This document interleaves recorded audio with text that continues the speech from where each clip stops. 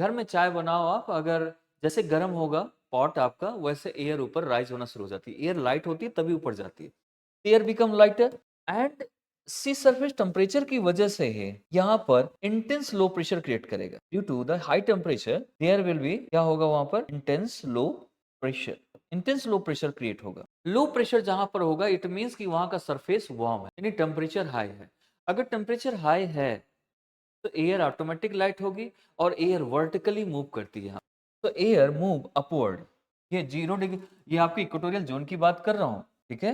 Air move upward due to the low pressure and high temp, but there is a sea surface और ocean, तो that's why यहाँ पर क्या हो जाएगा, air move upward with moisture. लेके जाएगा कि नहीं जाएगा, यहाँ से भी क्वेश्चन यूपीएससी ने पूछा हुआ है। अब जैसे ही ऊपर जाएगा, अभी मैं क्वेश्चन बताऊंगा कैसे पूछा हुआ है। अब जैसे ही ऊपर जाएगा, ऊपर जाते हुए ये कब तक ऊपर जाएगा, तब तक कि ये वार्म जो है ना, एयर अभी वार्म थी, लाइटर थी। जब ये हैवियर हो जाएगी, यानी ऊपर कोल्ड एयर से जब जब तक यानी कांटेक्ट में नहीं आएगी, तब तक ऊपर जाएगी। जैसे ही वार्म कोल्ड एयर्स के कांटेक्ट में खुद कोल्ड हो जाएगी, कांटेक्ट में आते आते जब खुद कोल्ड हो जाएगी, वहां पर इसका ऊपर जाना, तो मूव कर रही है ऊपर अपवर्ड की तरफ, वो रुक जाएगा। जैसे रुक जाएगा तो वहां पर एक क्लाउड बनेगा। क्या बनेगा then, and that cloud is called cumulonimbus cloud, और इसको लोअर क्लाउड भी बोलते हैं।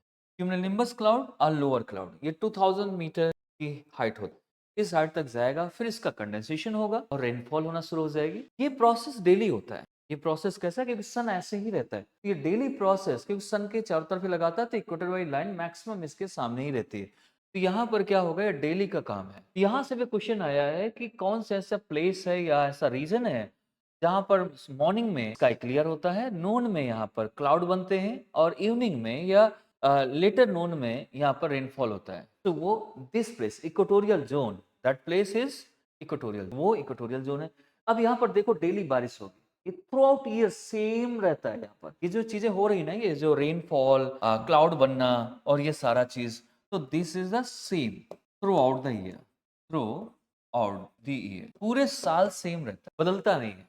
एक तो ये चीज कंडीशन आपको समझ आ जाएगी।